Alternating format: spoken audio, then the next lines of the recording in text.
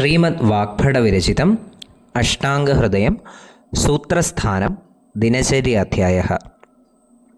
ശ്ലോകഃ. ആർദ്രസന്താനതാത്യാഗഃ കായവാക്ചേതസാം ദമഃ സ്വാർത്ഥബുദ്ധിഃ പരാർത്ഥേഷു പര്യാപ്തം ഇതി സത്വ്രതം. സമാസഃ. ആർദ്രസന്താനതാ ആർദ്രേണ യുക്തഃ സന്താനഃ യസ്യ സഃ. ത്യാഗഃ ത്യാഗഃ ശീലം അസ്യ ഇതി. കായവാക്ചേതസാ കായഃ ച വാക് ച ചേതഃ ച തേഷാം. സ്വാർത്ഥബുദ്ധിഃ സ്വസ്യ അർത്ഥേ ബുദ്ധിഃ ഇവ ബുദ്ധിഃ യസ്യ സഃ. പരാർത്ഥേഷു പരേഷാം അർത്ഥാഃ തേഷു. സത്വ്രതം സതാം വ്രതം. സന്ധിഃ. കായവാക്ചേതസാം ദമഃ കായവാക്ചേതസാം പ്ലസ് ദമഃ അനുസ്വാരസന്ധി മോ അനുസ്വാരഃ.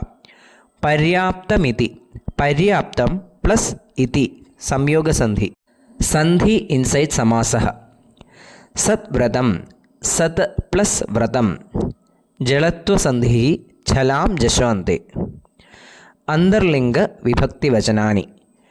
ആർദ്രസന്താനത ആകാരാന്ത സ്ത്രീലിംഗ പ്രഥമ വിഭക്തി ഏകവചനം. ത്യാഗഃ അകാരാന്ത പുല്ലിംഗ പ്രഥമ വിഭക്തി ഏകവചനം. കായവാക്ചേതസാം സകാരാന്ത നപുംസകലിംഗ ഷഷ്ഠി വിഭക്തി ബഹുവചനം. കായഃ അകാരാന്ത പുല്ലിംഗ പ്രഥമ വിഭക്തി ഏകവചനം. വാക് ചകാരാന്ത സ്ത്രീലിംഗ പ്രഥമ വിഭക്തി ഏകവചനം.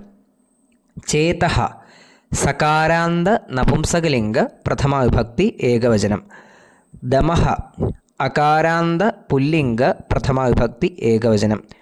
സ്വാർത്ഥബുദ്ധിഃ ഇകാരാന്ത സ്ത്രീലിംഗ പ്രഥമ വിഭക്തി ഏകവചനം. പരാർത്ഥേഷു അകാരാന്ത പുല്ലിംഗ സപ്തമി വിഭക്തി ബഹുവചനം. പര്യാപ്തം അകാരാന്ത നപുംസകലിംഗ പ്രഥമ വിഭക്തി ഏകവചനം. ഇതി അവ്യയഃ. സത്വ്രതം അകാരാന്ത നപുംസകലിംഗ പ്രഥമ വിഭക്തി ഏകവചനം. പദാർത്ഥഃ. ആർദ്രസന്താനത one possesses kindness with a soft heart. ത്യാഗഃ nature of sacrifice, self-interest. സ്വാർത്ഥബുദ്ധിഃ a mind that which involves in personal affairs. പരാർത്ഥേഷു in others' affairs. പര്യാപ്തം enough. ഇതി like this. സത്വ്രതം the life of the people who follows good. അന്വയഃ. ആർദ്രസന്താനതഃ ത്യാഗഃ കായവാക്ചേതസാം ദമഃ പരാർത്ഥേഷു സ്വാർത്ഥബുദ്ധിഃ ഇതി സത്വ്രതം പര്യാപ്തം. അർത്ഥഃ. The person who possesses kindness towards others with a soft heart, nature of sacrificing self-interest, control over the activities of body, speech and mind, and possessing mind to consider others' affairs as his own affair are sufficient for a person who follow a good method of life. ധന്യവാദः.